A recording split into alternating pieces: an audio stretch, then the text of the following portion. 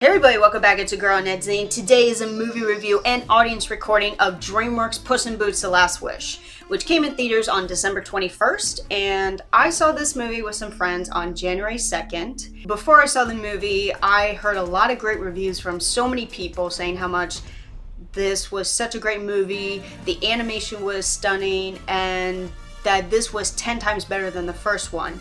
And some people were saying this as a sequel, it's better as Shrek 2, which that's kind of a big deal. I looked at the Rotten Tomatoes and it was like 96%, which that is a really high rating. I will say at first, I kind of was like not having my hopes so high for this movie because I was a little bit worried of how this movie was going to be with all the changes with, you know, the animation, and plus the first one was like 11 years ago, so it's like, oh, what is it now?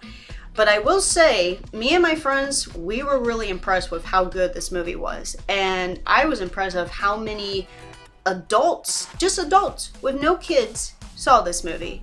So yeah, what you're about to hear first is audience recordings of me and my friends seeing Puss in Boots: The Last Wish. I will give you a warning, there is some recordings that might be a little bit hard to hear. Apologies with that, but I'll try my best to like give you some description of what it is and, you know, any sayings or anything if my friends are saying anything, I'll put quotes on it. But anyway, I hope you enjoy. Take a look.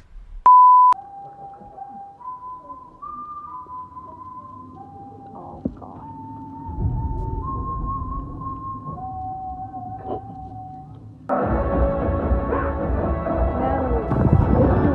Oh, shut up. You're not living up to the legend.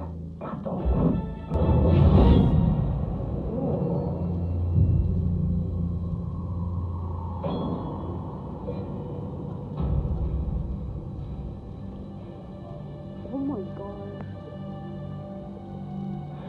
I just love the smell of fear. Oh my God.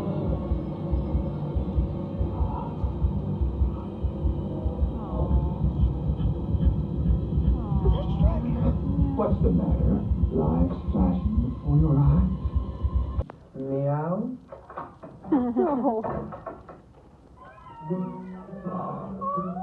You're not from the health department, are you? I bet you never even had a name. But you know what? I have thought of something perfect. I shall call you Sickles. Brother Kenny, Sister Kenny, meet your new roommate. No. Say something salty. It's my sacred language. Let's talk. I'd rather eat. Oh, not a problem. We can eat and talk at the same time. No hablo inglés. ¿Hablas español? Yo también. ¿De dónde eres? ¿Te gustan las fiestas? I don't speak Spanish either. Funny. Okay, good talk. Oh, hang on. Sickles? Is that your name? I mean, I don't have a name or a home. Aww. So, I'm no expert, but you don't look like a pickle. Well, you don't look like a cat. Look, a magic puppet.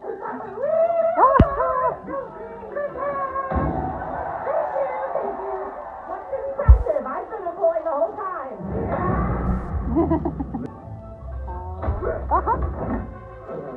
Who's Katie? Who's Katie? This is my job. I know what to do. No, I love the crossing there. They tried to hire me earlier today. Well, they tried to hire me 2 weeks ago. That makes you Plan B. What is this? Are you a pirate now? Like a puzzle crawl on your face and die. Wow. Oh, shame. Please talk me quietly. I hate it. It's disgusting. Well, I love it. It's distinguished.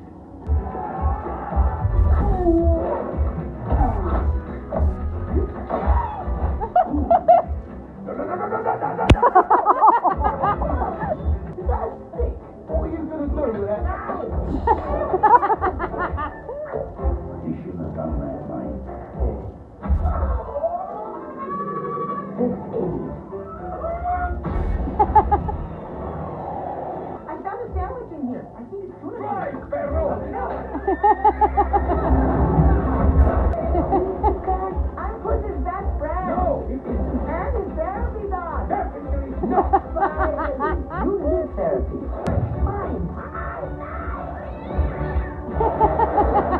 my god.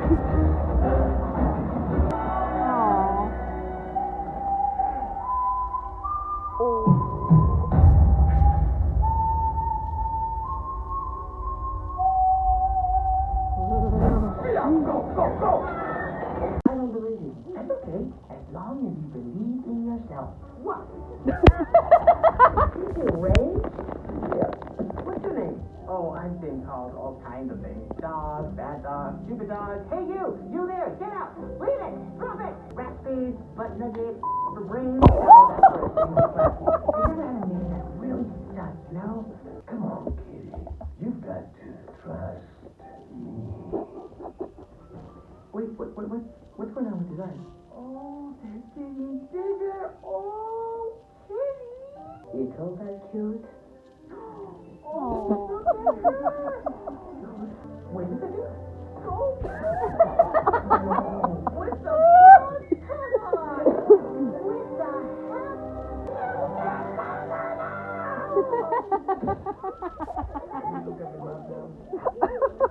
the This is stupid. All I smell is bullshit. Oh. What? Right, Perrito? What? What's funny? Nothing could be funny. Quieto.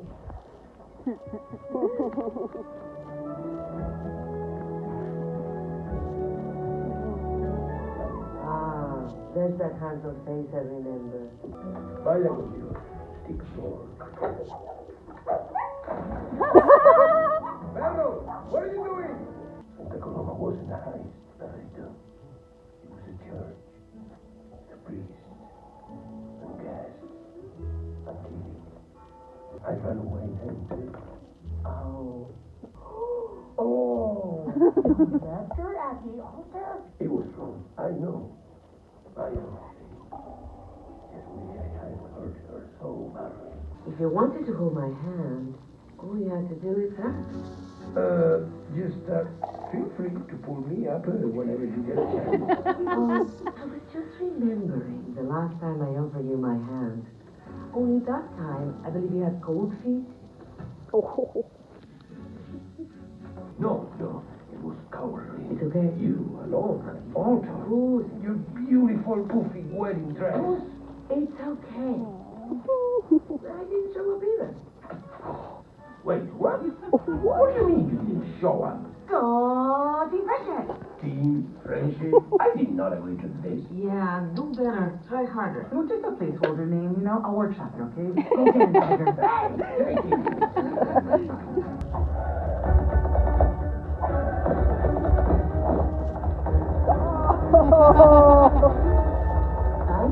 You're all a bunch of knuckle-dragging, honey-scrounging, drunk, open, punching, empty, nugget, and your snooter. I'd like to cut a wee chip. This is great. Please, What are you doing? please. Are you having a hernia or something?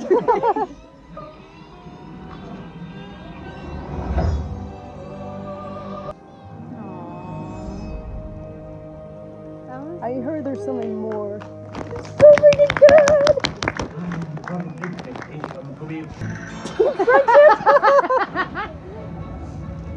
Aww. Oh my god, it's so cute. Perrito! Team friendship? We did not agree to this. Yeah, it's ridiculous. Too late now. It's official. Down, single. Steady as she goes, Perrito. Off to find new adventures. And to see some old friends. I hope so. Yeah. Yes! I want Shrek back. Yes! Woo! Oh, that was so good. That was a really good movie. Oh my god, I was pleasantly surprised. That was dark, I would say. I love it. I kind of like that it was Better dark. than Disney. Yes. Disney and their stupid villains. For that. DreamWorks doesn't play around. They actually do fairy tales. And I appreciate that. No more, there's no more villain, or, you know, the villain's not what you expect. Okay, so that was the audience recordings of me watching Puss in Boots: The Last Wish. And like I said, it was so fun to watch with my friends, and we had such a good time, and we really were impressed of how great, and you know, one of my friends was like so impressed with it. She was just like, oh my god, DreamWorks is killing it, oh my god, DreamWorks, and oh my god, Disney's terrible, DreamWorks is kicking it, woo! So that's my friend. We were really impressed with how great the movie was. I was super impressed with it. I loved the first one. The first one came out 2011, and I was in love with it. I was so impressed with how good the movie was. I fell in love with Puss in Boots and, you know, Kitty Softpaws and this whole story of, you know, Puss in Boots and what his story is.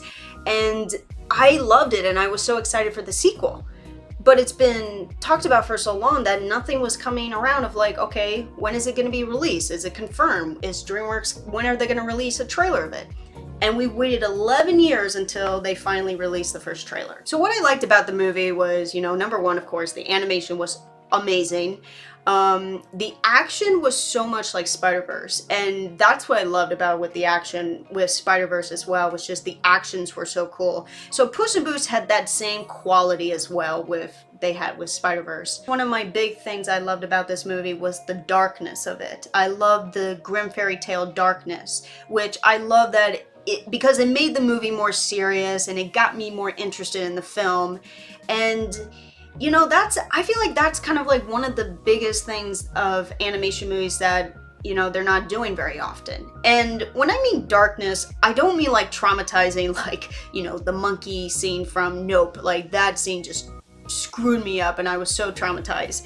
For audience, they want you to not look at it as just a kid's movie. They want you to look at it as a serious movie, or kind of like feel what the other character feels during this whole like darkness situation. That's the thing I say with like Marvel movies, is that Marvel that this time are not doing any more like darkness, you know, maybe a little bit, but not enough to the point that you take the movie seriously. Now with Marvel movies these days, they're just a big, you know, jokes and just being goofy and making fun of the superheroes and the supervillains and just this whole Marvel universe thing. So that's kind of the downfall with Marvel. I think they're missing that, you know, element to add to the film to make it more serious rather than just being friendly and, you know, kiddie friendly kind of movie. One scene that was super dark that at the same time it's scary, but I'm actually kind of glad that they put it because that's how it got me to take the movie more seriously, is when Puss meets Death for the first time. And he's kind of taking a joke of like, okay, he's a bounty hunter, he wants to fight me, okay, I'll fight him. And this was kind of like a slap of reality for Puss, you know, when he's trying to defeat Death. Well, he doesn't know it's Death. He thinks that it's just some bounty hunter, some big bad wolf. But that he is defeated by the wolf, and then the scene that Wolf uses one of his sickles to almost get a Puss, and that, you know, slightly cuts his forehead, and you have this shot of his eyes, and then you just see this drip of blood just slowly going down, and I'm like, oh my god, what the hell? Like, I was freaked out, because I was like, oh my god, you never see that. Like, it's very rare that we see blood in animation films.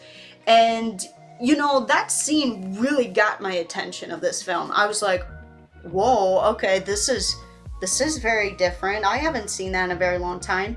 So I thought that was, even though it's pretty scary for a kid to watch, but I think as an audience, and maybe for older audience, it's good because it gets them to take the film seriously or be like, oh, okay, this is getting dark, this is getting interesting. So the darkness that they add in this movie was really, really good, and I'm really glad that they did. So the number one thing I want to talk about is the animation of the movie. With this kind of animation, I call it comic animation because the animation is supposed to look very 2D-ish with a little bit of 3D. The action was amazing as always. You know, when Puss is fighting with the wolf, that was a really cool scene. You know, just the action was so amazing, and it was just so thrilling and exciting. And it's exciting just like when you watch Spider-Verse. I also know with some action scenes, mostly when Puss is fighting with Death, is that there was some slow motion involved, which I thought made it really, really cool, very thrilling to watch. And I know they did some of that with Spider-Verse. The cinematography was pretty much outstanding to me. You know, I was so impressed with, you know, the style of like, you know, the transitioning to different scenes or like close-up shots of characters, and you know, like I said, the zooming or zooming out, slow motions, or fading to like a different character or to a different scene. I thought the way they used that was so cool. And even like shots of like, you know, the scenery, the different environments, and you know, these different lands that Puss, Kitty, and Perrito are walking by, and it just changes the whole like, you know, style of each land and just the vibe of each land. I thought that was really cool, but just the cinematography was really, really well done, and it was really, really cool to watch. I know like with some scenes that when there was colors involved, it represents the feeling of a scene or the feeling from the character's point of view. And I would say mostly that would have to do with like scenes that had to do with that wolf character, Death, that colors would be very dark, very gloomy. It just gives you that feeling of deadly silence, and it's just this dark, gloomy, grayish color. Fear, that is like the biggest element for, you know, Puss throughout this whole movie, is the feeling of fear. And that's how, with the amount of colors they use for the animation, is with dark colors. So I thought the way they did that was really, really cool. And they also, like with the fight scene at the end with Puss and Death, you know, with this bright, fiery visuals to represent like fire and probably hell, I would say, because the fire was pretty much like a reddish, hot pinkish color, or maybe a little orange. You know, the visual representation of like fire when he's fighting with Death, I thought that was a very unique thing that they used for that animation. I'm slowly warming up to like this kind of animation style because I noticed DreamWorks is now doing a lot of that for their movies, like they did with The Bad Guys. And I'm pretty sure a lot of people can agree with me on this, but the first time when I saw the trailer, I noticed that this was the animation that they were using for this movie. I was kind of like, I don't know about this, because it just changed, you know, the looks on Puss in Boots, Kitty Softpaws, and other characters. You know, and a lot of people made the point that I was like, okay, I can see that his hat is so big. It's so different compared to the first one. I was having second thoughts about this movie, thinking it was not going to do very well, and that the animation was kind of going to ruin the film and just, you know, the style of like with Puss in Boots and like the franchise of Puss in Boots, but it actually didn't. So I'm glad that, you know, for this animation, it worked very well. The story was solid. Like, it was solid and it went smoothly. There wasn't any like hiccups of like certain storylines that were a little bit confusing. I felt like everything was well done and it was well played and it was smooth. It didn't like put you in this whole like roller coaster of trying to figure out what is going on with certain characters or with certain scenes or something. So I think they did it very smoothly. I felt like all the side plots had a meaning to the film, you know, with Goldilocks and the Three Bears, which I like, Jack Horner,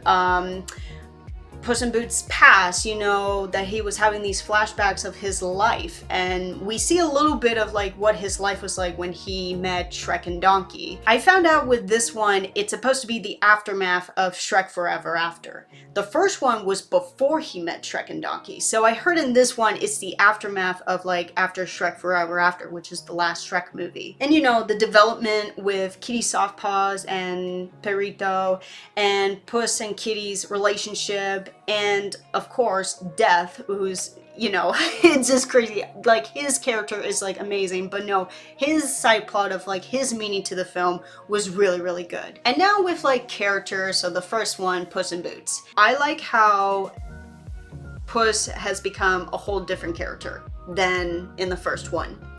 He is actually more authentic, earnest, and I like that we are not seeing him just being that fearless feline that we see in the Shrek franchises and the first Puss in Boots movie. This really changes a lot in his character. The way that I think about him is like totally changes everything. That's like, okay, he's now really changed and he's now becoming a hero because he's not acting so fearless all the time, and that he's coming across with like, you know what?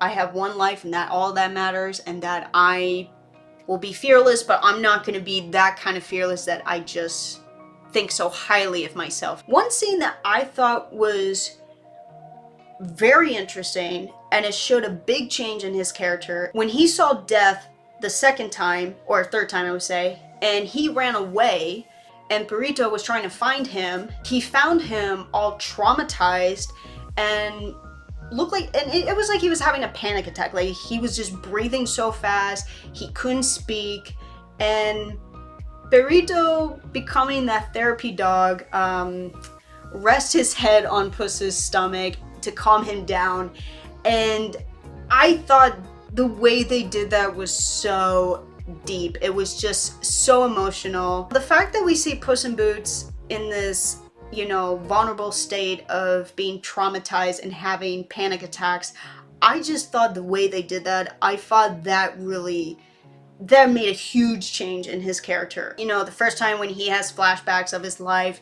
he has this look of being scared, being afraid, and just being so like, oh my god, and shocked. But then when we see that he, you know, he sees death again, and he's like trapped, that death is telling him, are you gonna fight me or are you gonna run away? And like, he has nowhere to go. And then all of a sudden he has all these flashbacks of like his life that, you know, that he had previously with Perrito and Kitty Softpaws. And then there's a shot of his eyes, and when he opens, you just see a tear shed. And you see him crying for the first time, and I was like, oh my god, we just saw him shed a tear. We just saw him cry. We just saw him cry over a life. So I just thought that scene was so good that we just saw him cry. We just saw him in that state of feeling like happy but sad at the same time. But that shedding tear, I was like, oh my god, that is so beautiful to watch. But I think this really has a big change on his character, you know, for the future of Puss in Boots franchise, or for Shrek, I don't know. But I think this really makes a big difference in his character, and of course the way we think with him, it's really well done. And the next character is Kitty Softpaws. I absolutely love Kitty Softpaws. You know, first movie, I was like so in love with her. I'm like, oh my god, I love this character. And I loved her enthusiasm, her sassiness. She is a badass female character, which that's like a pretty big thing for DreamWorks. They're making a lot of badass female characters. Like, they recently did, you know, Diane Foxington from The Bad Guys. So yeah, you have that, and now you have Kitty Softpaws. I like how in this one, she is more sassy, bossier, stronger. She has more of a better fighting skill than she did with the first one. She has some bitterness in her, which I think really makes a really big change with her character. I kind of like how she interacts with Puss and Perrito, that she kind of becomes like one of those people that is not in the mood to interact, you know, becomes a downer, which I thought was kind of hysterical. I thought that was just really funny, the way, you know, she was doing that. Just makes everybody's life miserable. The way she interacts with Puss, with the kind of like, you know, one point she'll be flirtatious, but then gives him a slap on the face of like, or I should say kick in the face, of like still being mad at him. But then, you know, because of after what happened in Santa Coloma, I just thought that was so funny. Like, she'll flirt with him for a little bit, act so nice, and then she's like, oh, but I didn't feel that way since Santa Coloma. And I'm like, what is going on here? When she's interacting with Perrito, like, she just gives Perrito such a hard time, like saying, oh, who the hell are you? I don't trust you. And it's like, he's not doing anything. I thought it was so funny when he, like, he's learning how to do the cute eyes, and she's teaching him, and then, you know, bringing the trust me thing, and he's like, oh, I do trust you. And then she's like, really? You shouldn't. And then she's like, the only thing that got you with trust is a sock, a rock, and a swim in the river. And I thought that was so funny, the way she just said that. We kind of see an emotional side of her, you know, dealing with everything that she's been through since the first movie. When she tells Puss the reason why she didn't show up at the altar was because she knew she can't compete with his one true love, which was himself. It's funny, I never looked at it that way. When she was explaining that to him, like, you know, I had no reason to show up because I know it was never going to work out, because I know your true love is yourself. And it's so funny, like, he didn't even think like that. He was like so confused of like, wait, who's my one true love? And she's like, it's you. And he's like, what? So I thought that was so funny, but it's really incredible that I never looked at it that way. One scene that I thought was very interesting was when she opens up about what her wish was, that she wished for someone that she can trust, and that she's never had that in her life. And we kind of see her a little teary-eyed because she was just like so destroyed about like feeling, you know, set up by Puss, saying that she thought it was him, but then he is now just becoming like the old Puss in Boots, running away and just caring more about himself and becoming the hero rather than anybody else, and that still saying that she can't compete with his one true love, and that that's tearing her apart. I like that we saw that because I was like, okay, she's actually emotional, which I thought that was very well done with her character. And then, of course, with Perrito, I was actually very surprised that Perrito wasn't as annoying as I thought he would be. Because in the trailer, he seems like he was going to be that annoying character, that like sidekick that just supposed to be like the comedy of the film, but then it becomes too much, and that he's just too overwhelming, and that he's just over the top, just, you know, spitting out the like stupid jokes and all of that, and it's just like, oh my god, shut up, like I don't want to hear anymore. But no, surprisingly, he wasn't. He actually wasn't as bad as I thought he was going to be, and he wasn't really that annoying, I'll say. I like that his personality of being like this naive and gullible dog, because like, you know, he automatically see Puss and Kitty as his friends, even though he hardly knows them. He's one of those characters that sees everything so positive, and he doesn't see everything negative. Like, he just looks at everything so positive.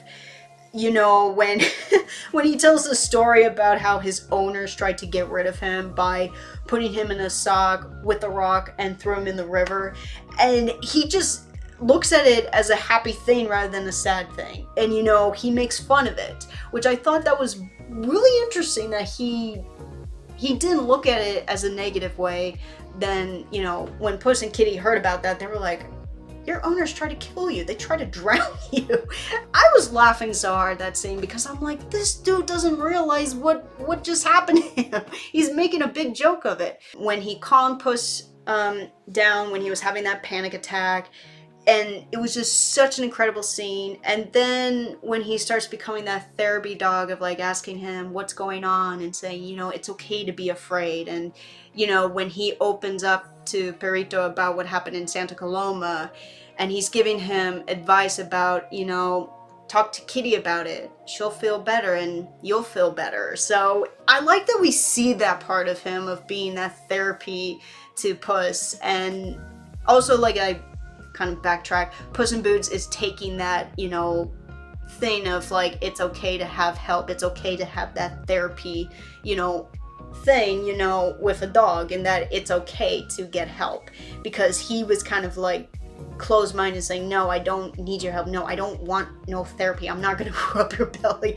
But then when he has that moment of accepting it, it's really, really nice to see that. I think he's gonna be like the next Donkey character, that funny sidekick and the funniest character that just brings the best in the film.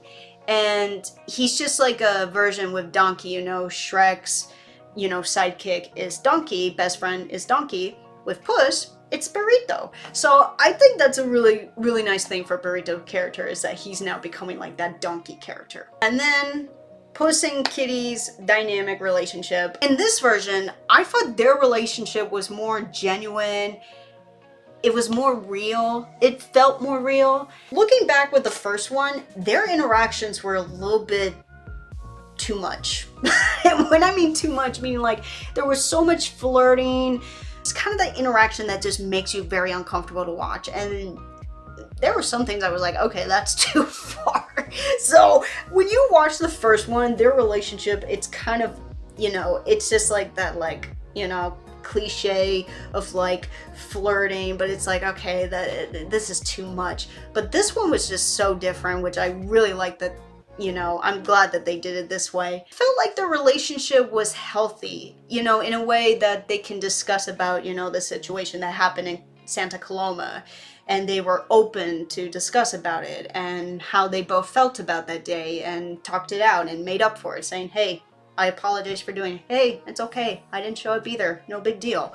So I thought that was nice that, you know, they had that moment of like you know, talking it out, I would say. She didn't like put a lot of pressure on him to force him to like apologize or to admit he was wrong. And that's the thing I liked with their relationship, was like, and mostly for Kitty, that she wasn't the one that was like pushing him to just say he was sorry. Like, she kind of was just like, hey, when you're ready to apologize, I'm here, I don't care. So I like that it was that kind of way, that she wasn't like that. But like I said, with their relationship, it wasn't like that kind of dynamic of like the girl is pressuring the guy to admit his mistakes and the guy is just not even thinking about it. I thought it was really interesting with DreamWorks that they decided for this one that they broke up.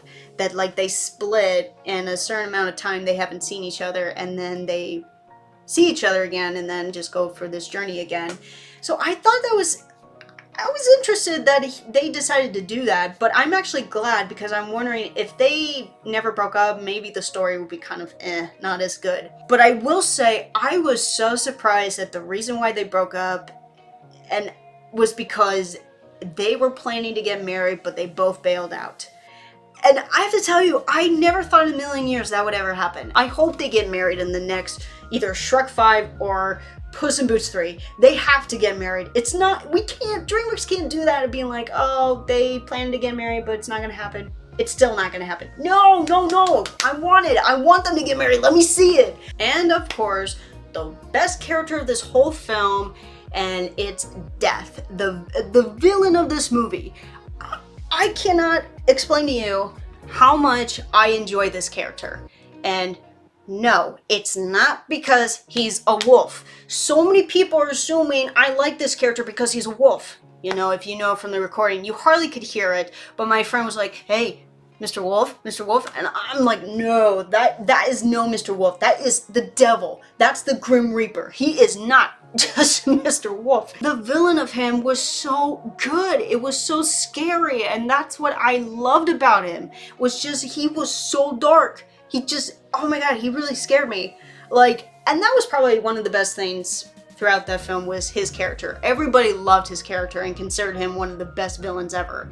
And I consider that, like, I haven't seen a villain that really scared me like he did. You know, every time he whistled, the hairs on the back of my neck go up just like Puss. You know, when he hears his whistle, his fur comes up. That is like the hairs on my back of my neck. When I hear him whistle, I'm like, oh, so like, I just get that feeling. This also reminded me of the scene from Spider-Verse, Miles' uncle, Aaron, who, you know, when he finds out that his uncle is like a villain, his theme song is like,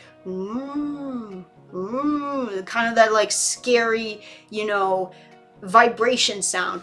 It reminded me of that with the wolf, the Sickles. Like, oh my god, the way he used his weapons were just so sick. It just, oh my god, it just drove me nuts. Like, I couldn't believe it. You know, his resemblance of Death was just so well played. You know, he's pretty much the Grim Reaper. It just gives you the goosebumps and gives you that vibe of being scared, just like how Puss was every time he saw him. Probably one of the best villains I've ever seen so far in an animation movie, especially for DreamWorks. You know, I don't know, there was just something about him as a villain that was just really, really good. It was just very well played for this movie. And you know, when he says to Puss, like, you know we'll meet again someday, right? He better. You know, as much as I hate to say it, I actually hope he does. I hope we see him again in the future for Shrek franchise or Puss in Boots franchise. The message of this movie, I thought was really amazing. You know, it's basically that having one life is enough. I found it crazy that we learned from that, you know, the value of just having one life from a perspective of a cat that has 9 lives. And kind of like, how can Puss in Boots value, he can't value just one. He has to value all 9 of them. How he doesn't look at life so seriously. He's like, oh, I'm a cat, I have 9 lives. No big deal. If I die, hey, I'm gonna be back anytime. No worries. I just thought that was very interesting that was the message of the movie that we learned from that, from Puss in Boots. I felt like that was another message of this movie about, you know, it's okay to have anxiety. It's okay to be afraid, and there's nothing wrong with that, and that there's so many ways to deal with that.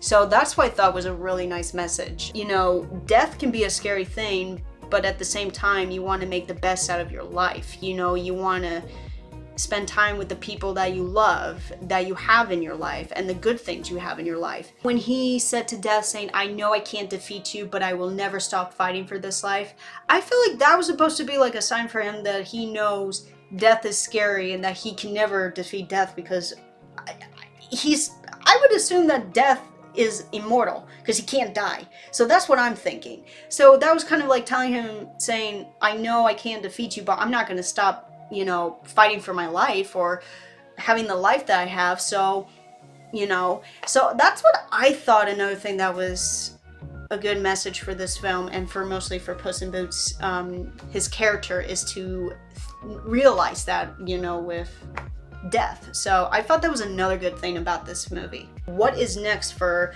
you know, Puss in Boots? Well, the way the movie ended, that they are on their way to far, far away, and Puss says we'll go some new adventure and meet some old friends, which we all know. It's Shrek, Donkey, Fiona, and the rest of the gang. I can totally picture this being like a crossover. So like, instead of being just Puss in Boots being part of the group, Kitty and Perrito are now going to be involved, so that's what I love about it. Is this considered to be Shrek 5 or Puss in Boots 3? As far as I love Shrek and how much I would love to see Shrek 5, but I think this should turn out to be more, you know, lead more to Puss in Boots 3. Because, you know, like I said, the way Shrek 4 ended, Forever After, the way that ended, I was like, okay, that ended beautifully, let's just end it to that. This time it's Puss in Boots' turn. It's his franchise. We waited 11 years for this sequel and it happened. Now we gotta move on to third. So I feel like that's what it should be. It would be the same thing, that Shrek, Donkey, Fiona, and the rest of the gang are in Puss in Boots 3. I can't believe I'm saying this, but as much as I love Shrek, and Shrek will always be one of my favorite movies, you know, that was my childhood and I love the franchise. I would love it forever. I love Puss in Boots more than Shrek, you know, as a character. I don't know about you guys, but that's how I feel now. I mean, when we see Puss in Boots for the first time in the Shrek franchise, we're like, okay, he's cute, but he's a cute cat franchise. But then when we see him have his own movie, then this takes a whole different route of like, okay, I like where this is going. I like Puss in Boots. I want to see more what happens to him. And then when we get the sequel, we're like, okay, we love him even more. And now he has his own, like, story and all of that. So I have to say, I really like Puss in Boots, and I'm so in love with his character and in love with everything that, you know, this movie and the first one did. And, you know, I just had such a good time with this, watching this film. I'm curious of what you guys prefer. Do you prefer Shrek 5 or Puss in Boots 3? And who do you like more, Shrek or Puss in Boots? I'm pretty sure a lot of people are going to say Shrek, but I mean, I love Shrek as always, but I think Puss in Boots is like now the new thing for me because I just adore him so much. So now on with my rating of it. 1 out of 10, I'll give it a 9. 0 out of 5 stars, I give it 4.5 out of 5 stars. And as far as Rotten Tomato, of course, I'm going to give it a good tomato. And for like rating, I do remember it's 96%, so I probably will stick it to 96, or I could boost it maybe to 97. Because I think 96, where it's at, it's pretty good. So I think that's a good number for this movie. Do I recommend it? Absolutely. I think you will not be disappointed in this movie. I think you'll absolutely love it. You enjoy it. You will love the animation, the story, characters, and I think you will be really, you know, impressed of how good the movie is. And I am so disappointed that it didn't win for Best Animated Feature, even though I had a feeling it was going to be Pinocchio, because I've heard some people saying, oh, Pinocchio is definitely going to win, and it's like, oh. But it better be nominated again for the Oscars, and it has to win. Like, please let it win for Best Animated Feature. It deserves it. I know adults, for them, that they will be impressed with how serious this movie actually is, and that there's a bit of darkness to get them to take the movie serious rather than just looking at it as just a child's film. That's all I have for my review on Puss in Boots: The Last Wish. I hope you guys enjoy my review. I hope you guys enjoyed the audience recording. I know I probably said a lot of what I thought about the movie, but I'm sorry, I have a lot to say, but tried my best to edit out. If you saw Puss in Boots: The Last Wish, please leave comments of what you thought about the movie, what were your thoughts about it, how would you rate it, what were your likes and dislikes of the movie, And of course, like, if you want, did you agree with anything that I thought about the movie? I hope you guys enjoy it. I know it was a long video, but hope you guys were hanging in there and listening. So, but yeah, hope you guys enjoy it. So like my video, subscribe my channel, leave comments below of what you thought of the review and what you thought about the movie. And you know, I catch on to the next reaction video, and I'll see you later, guys.